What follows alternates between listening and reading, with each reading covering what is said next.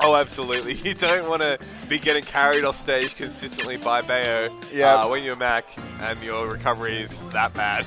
Mac has a lot of really good ground game and like just safe and neutral, but against Bayonetta, it's very, very difficult actually to get in. Bayonetta's combos are just something else, really. So the young Haiku, I'm really excited to see what we have here because Duon, a very prominent, established and member of the Victorian community.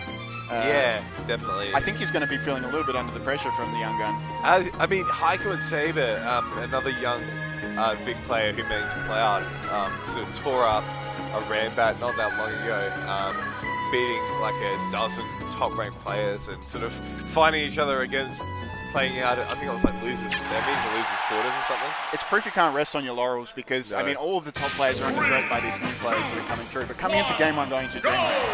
Yep, definitely. And, I mean, I think the stick is fine. I know Fox tends to like platforms. Oh, wow. I was doing button check. Oh, okay, right. I was just wondering. Oh, cool. So, yeah, just the button check. Do you have any thoughts on this matchup? And do you like it for anyone in particular? Well, I've seen quite a lot of Con and Ghost playing this matchup. Now, I know Con has a bit of a tough time with this, and it's, Bayonetta really can carry Fox. The trouble with Fox is that, you talk about STI Bayonetta. The trouble with Fox being such a heavy, you really got to have arthritic levels of STI and really put yourself into early retirement and, just be like, oh man, M2K slash hacks hands. Was it worth it? All right, so I think we'll be going into game one shortly after that campaign over. Both players got big smiles on their faces. Both players looking, very comfortable going into this match and looking to have at least a good time for what is a very high pressure top 16 winner side moment. No doubt there. We see Haiku coming out just playing this chip damage game with those. Same with Bayonetta, just getting a couple of those bullets out from different moves, just to get a couple of. I think it's just nuts that her aerials are also projectiles. I just think it's so strange. Yep. But it's part of what makes Bayonetta such a good character. Okay, here Back we go. And we're just falling right at the top. Alright, so Duon able to fall out of that. Pressuring. Yeah, absolutely. It just took a lot of shield damage on that. Like I said, Fox loves to go through platforms with that up air. But nice combo from Haiku. Oh, I think he left it too long. It looked like he side beat and then just sort of froze for a second. I'm not sure what happened, but that's going to be Duon losing his first stock, unfortunately. With Bayonetta, it's a very safe option to just guard the edge with your bullets. Yeah, definitely. So Duon got to find a way in here before Haiku can take on too much more damage. And sort of put this game out of reach for him. Duon showing the right patience in it. Just waiting for the moves to come out to get his things like his up tilts, forward tilts, and others to get out, even a dash attack as well.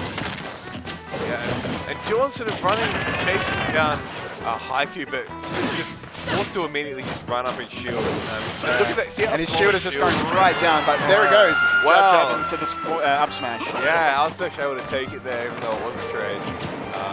And Duon got to breathe a sigh of relief about that.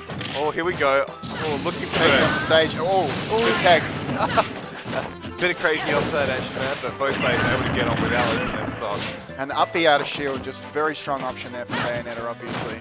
Yeah, definitely. Oh, coming in with a side B. That does catch people off guard sometimes. They're not ready for it. It's so fast. And right choice there before by Duon not to follow up after the dash attack. Again, just not overextending and putting himself in a bad situation. You see how safe Duon is being against Bayo, like shielding. You can see how much the shield is coming out for Duon. Just run up the shield. Oh, great air dodge. Off the top? Nope, missing. Yeah, and Fox on Which side? Just trying to bait it out. Just daring him to come down there. Nice up smash there from Duon. Oh, where's the grab? There you go, again, he's doing the jabs a lot out of shield, which I think is quite a good option. A great jab frame data for Fox. See how small that shield was getting? And it still is? Look at that. I mean, I'd be afraid if I was Duon about actually having that shield broken. I think the positive side is that, I mean, Bayonetta doesn't really have a huge shield break options like other characters, but off the top, not again.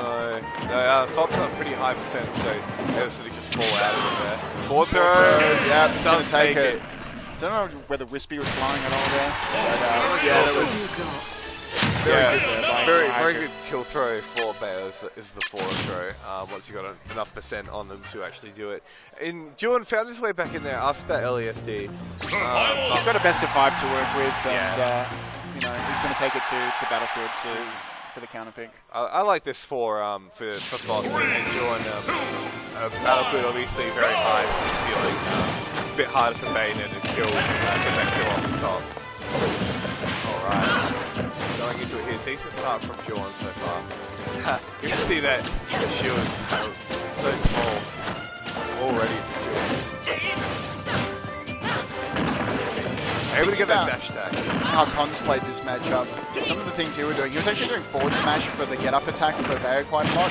I really don't know how viable that is in social, but to be honest, it's mostly been Duon finding his way back onto stage, and you know, for Haiku, he's got a lot more different ways to get up on stage with side B, etc. Yeah, definitely has a couple of options. Also with the platforms in play, different ways to get back up. Duon holding control of center stage here and racked up 88% on Bayo already, but he goes Haiku trying to find something.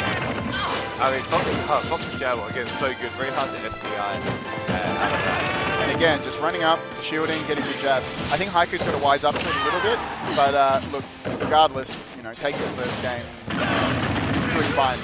And we get to see the side B is sort of coming out of shield there for Bayo. Sorry, after the Adelaide. Oh, yeah, nice. Punishing with an up smash. Only Duon. 28% to his name.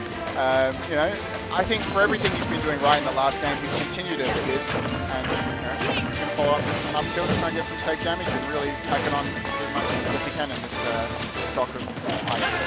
Yeah, this is looking really good for Duon so far. Oh, here we go. Haiku finds a bit of damage out of that, but nothing too scary for Haiku. He still has a clean sort of stop lead here.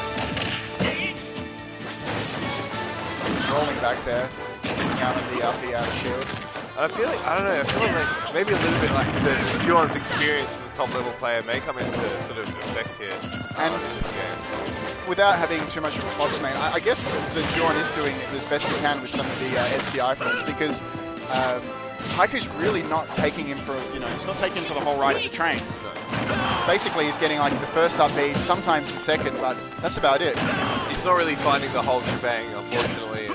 But let's see if he can find it eventually. Take out this stock, because he wants to get it soon. Because you know, he's already on 79%. And, you know, Duon's got a bit of rage to work with, and just poking through with his up airs. Another reason just to go for platforms when you're playing Fox. And Haiku's kind of struggling to get the kills, I think. You know, we did see... Jab, up smash. Yep. Takes it. Good stuff from Duon. It's a great jab. It's a great jab, Lewis. It is a great jab. Very good jab.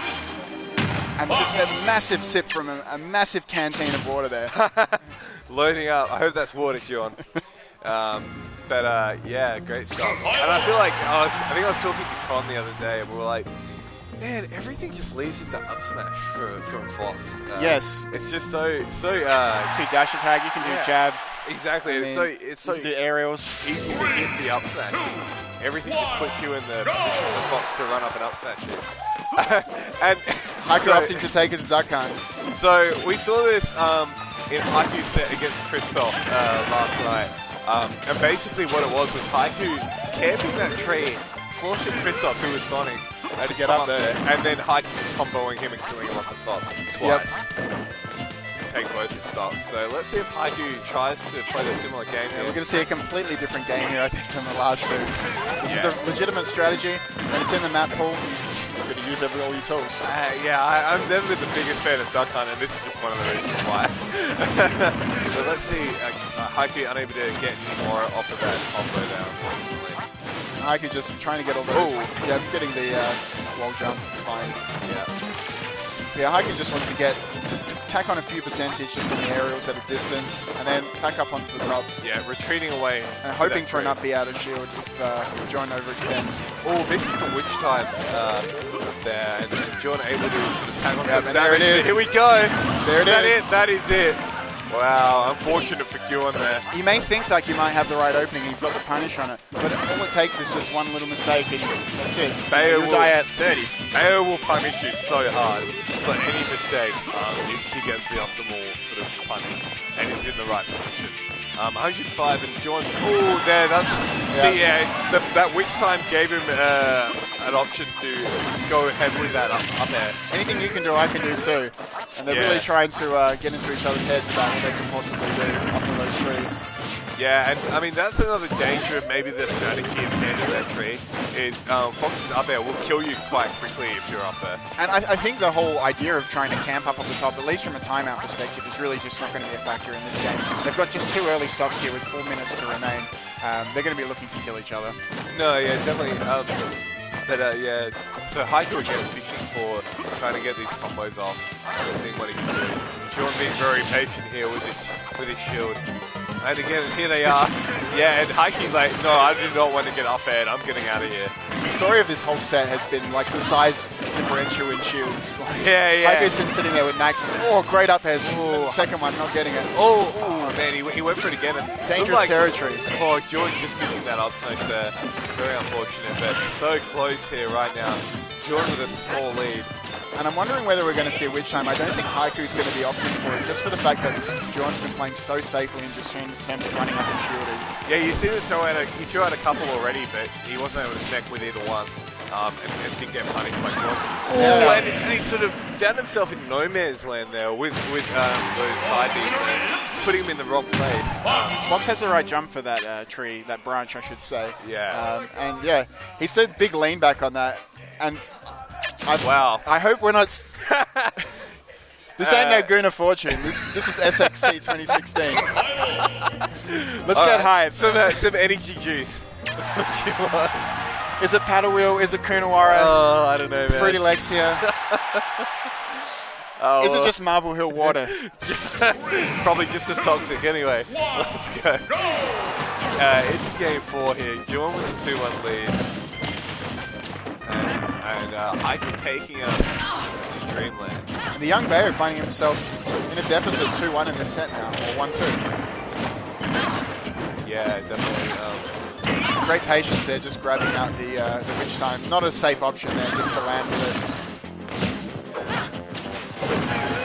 Here comes Haiku again.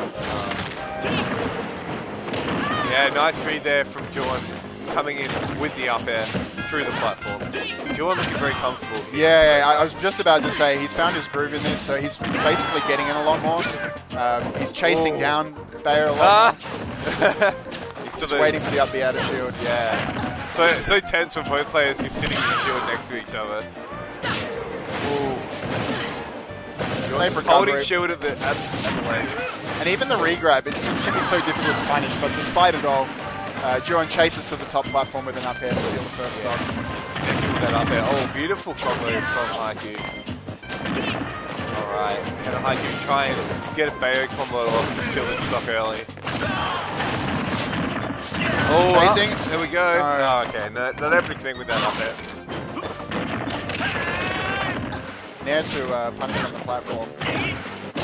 Up tilt and so up close. Yeah, one of the best voice acting and just really enraging sometimes if you had to deal with Bayo's taunt. Is that all you've got? Basically. Oh, okay. Yeah, I haven't seen Haiku go for too many smash sort of reads. I like the back air into the up B onto the platform. Just really testing the patience of Duon. Yeah, but Duon not looking too phased here. Just happy to hold that. Oh, man, unfortunately. Oh, nice great tech.